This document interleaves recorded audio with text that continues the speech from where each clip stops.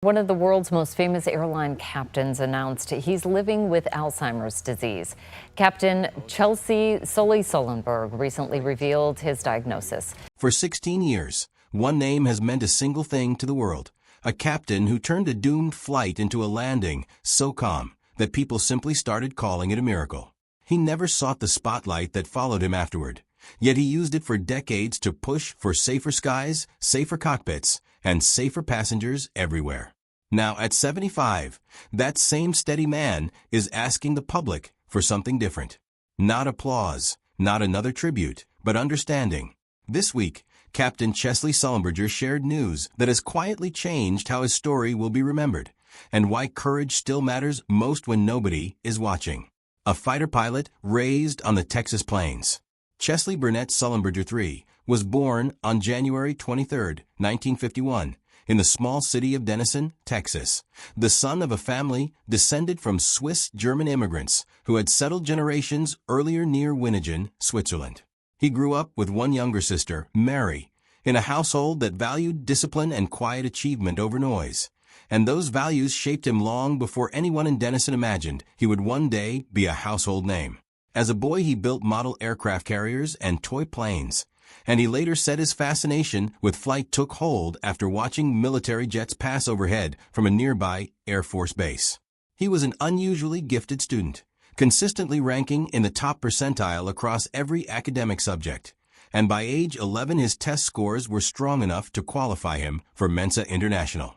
In high school, he served as president of a Latin club, played first-chair flute, and graduated near the very top of a class of roughly 350 students. Away from the classroom, he had already begun chasing the sky itself, earning his glider license at 14 and learning to fly a small Aero-Enca Champion at 16 from a private airstrip close to his family home. That early training carried him straight into the United States Air Force Academy, where he entered with the class of 1973 and was quickly chosen for a competitive cadet glider program. By the end of his first year, he was already serving as an instructor pilot for fellow cadets, a rare distinction for someone so young. When he graduated, he received the Outstanding Cadet in Airmanship Award as the top flyer of his class, a title that foreshadowed a career built almost entirely around technical precision under pressure.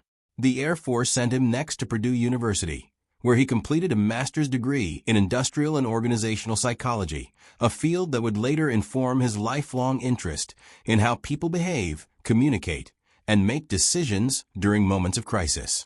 He then trained on the T-37 and T-38 aircraft before earning his wings and moving into the F-4 Phantom II, flying with fighter squadrons stationed in England and Nevada and rising to the rank of captain. During those years, he also served on aircraft accident investigation boards, quietly building the exact expertise that would define the rest of his life. By 1980, he had left active military service and joined the airline industry, eventually settling with U.S. Airways and its predecessor carriers, where he would spend the next 3 decades logging tens of thousands of flight hours. Alongside his flying duties, he worked as a flight instructor, an accident investigator for the National Transportation Safety Board, and a safety chairman within the Airline Pilots Association, helping shape protocols that airlines still rely on today. His safety work eventually influenced a Federal Aviation Administration advisory circular, and he was instrumental in developing the Crew Resource Management course that U.S. Airways adopted, a program he personally taught to hundreds of crew members over the years. In 2007, he founded Safety Reliability Methods, a consulting firm built to help organizations strengthen performance and reliability across high-risk industries, a venture that let him apply lessons learned in the cockpit to hospitals, factories, and other settings where a single mistake can cost lives.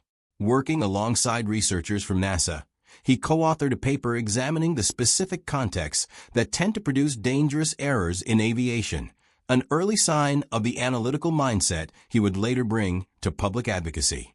Few of his passengers over those years had any idea that the calm voice on the intercom belonged to a man who had spent his entire adult life studying exactly what goes wrong inside a cockpit, and how a well-trained crew can still bring people home safely. The flight that made him a household name. On January 15, 2009, Sullenberger was in command of U.S. Airways Flight 1549, an Airbus A320 climbing out of LaGuardia Airport in New York bound for Charlotte, North Carolina.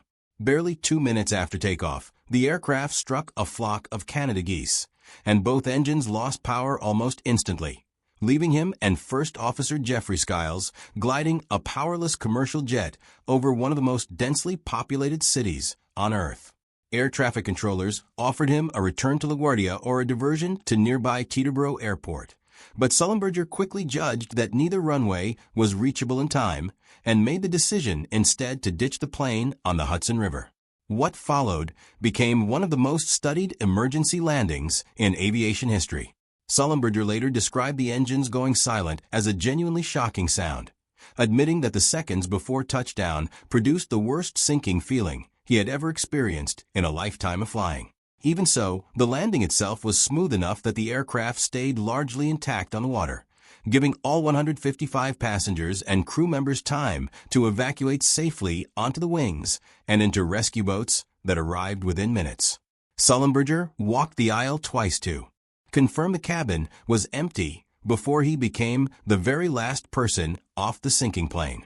Investigators from the National Transportation Safety Board later concluded that ditching the river was the correct call, since standard emergency procedures for engine failure are built around cruising altitude rather than the seconds right after takeoff, and any attempt to turn back risked a crash inside a crowded neighborhood.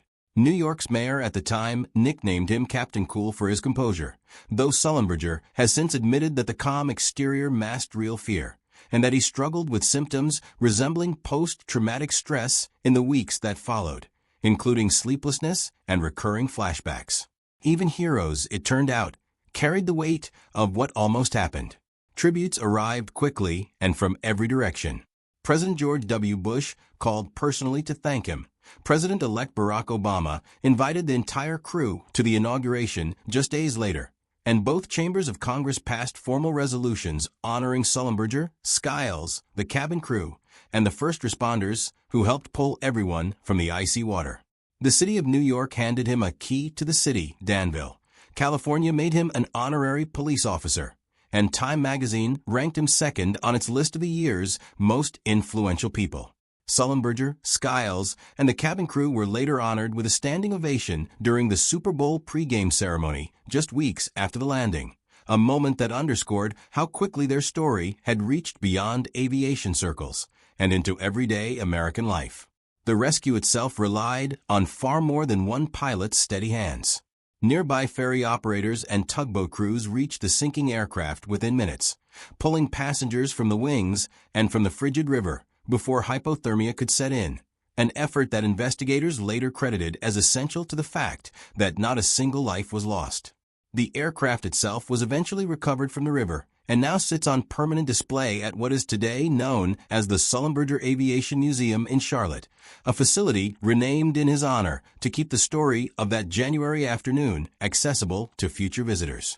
For a man famously described by friends as shy and reticent, that sudden wave of global attention was almost as disorienting as the crash landing itself. Building a second career around safety and service, rather than disappearing from public life once the headlines faded, Sullenberger spent the next decade turning his unexpected fame into a genuine second career built around education and advocacy. He continued flying commercially until 2010, when he retired after 30 years with the airline, closing out his career with a final flight from Fort Lauderdale to Charlotte alongside Skiles and several of the original Flight 1549 passengers. That same year, France awarded him the rank of officer in its Legion of Honor, and he served as Grand Marshal of the Tournament of Roses Parade, cementing his transition from working pilot to public figure. In 2009, he partnered with journalist Jeffrey Zaslow to write Highest Duty, a best-selling memoir that went well beyond the Hudson River landing to explore his father's death by suicide in 1995 and the private grief that followed, a disclosure that later turned Sullenberger into an outspoken advocate for suicide prevention awareness. The book became the foundation for the 2016 film Sully, directed by Clint Eastwood and starring Tom Hanks in the title role, which introduced an entirely new generation to a story many had assumed they already knew. He followed his memoir with a second book in 2012 focused on leadership and vision, further building his reputation as a voice on courage under pressure rather than simply a pilot who got lucky once. Between 2009 and 2013, Sullenberger and Skiles continued their partnership beyond the cockpit by serving as co-chairs of the Experimental Aircraft Association's Young Eagles program, an initiative dedicated to inspiring the next generation of aviators. Through free introductory flights and educational outreach, the program has introduced millions of young people to the world of general aviation, encouraging countless children to consider careers in aviation and aerospace. Their commitment to aviation education and mentorship earned them the organization's prestigious Freedom of Flight Award, recognizing not only their heroism on Flight 1549, but also their lasting impact on the future of flight. Sullenberger's expertise also became highly sought after in the media. In 2011, CBS News appointed him as its aviation and safety analyst, a position in which he explained complex aviation incidents, aircraft systems, and safety procedures to millions of viewers whenever major aviation stories dominated the headlines. His calm, measured insights made him one of the country's most trusted voices on aviation safety. That same year, he addressed world leaders, executives, and policymakers at the World Economic Forum in Davos, Switzerland, sharing lessons on crisis leadership, decision-making under extreme pressure, and the importance of building high-performance systems that prepare organizations for unexpected emergencies. His continued contributions were recognized with the Tony Janusz Award in 2018 for Distinguished Achievement in Commercial Aviation and the American Speech-Language Hearing Association's Annie Glenn Award in 2021, honoring his exceptional public communication and advocacy throughout his distinguished career. Sullenberger also became one of aviation's most consistent watchdogs, publicly criticizing Boeing and federal regulators after the 737 MAX crashes and testifying before Congress that the disasters should never have happened because of what he called a system of aircraft design and certification that had failed the flying public. He argued that an overly close relationship between manufacturers and regulators had allowed warning signs to go unaddressed, and he continued raising similar concerns years later when a new FAA administrator declined to commit to existing pilot experience requirements. In 2021, President Biden nominated him to serve as the United States ambassador to the International Civil Aviation Organization, a role confirmed by the Senate that placed the former airline captain at the center of global conversations about flight safety standards. He presented his credentials in Montreal in February 2022 and served in the post through that summer, capping a decades-long transformation from a quiet regional pilot into one of the most trusted names in international aviation policy. Away from the podium, his private life stayed remarkably steady. He married fitness instructor Lori Henry in 1989, and the couple settled in Danville, California, where they adopted two daughters, Kate and Kelly, and built the kind of ordinary family routine that stood in sharp contrast to his public reputation. Friends and colleagues have long described that contrast as central to who he really is, a man capable of extraordinary composure in a crisis, who nonetheless spent most evenings focused on homework, dinner, and the small rituals of raising two kids in the suburbs, facing a new kind of challenge with familiar courage.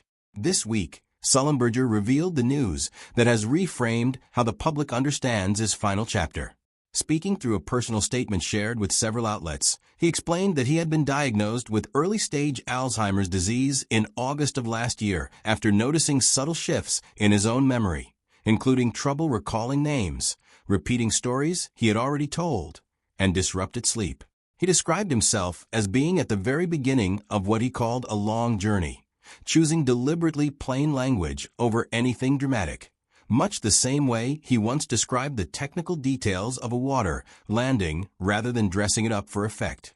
In his statement, Sullenberger explained that he is working closely with Dr. Gil Rabinavasai at UCSF Medical Center in San Francisco, and that the diagnosis has pushed him to think differently about what it means to keep serving others. He said that for years, whenever people asked him about the successful outcome of Flight 1549, he liked to say that courage can be contagious, and that the same idea now applies to facing this disease openly rather than privately. He framed his decision to speak publicly as an attempt to spare other families the isolation that so often accompanies an Alzheimer's diagnosis, telling the public that he now considers himself part of a much larger community moving forward together. His wife Lori also offered her own reflection on the diagnosis, describing him as the same steady presence he has always been, both before and after the Hudson landing, and now again after this new challenge. She said that steadiness continues to guide the family as they adjust to what lies ahead, adding that although the future remains uncertain, they intend to keep living fully and finding joy in ordinary moments.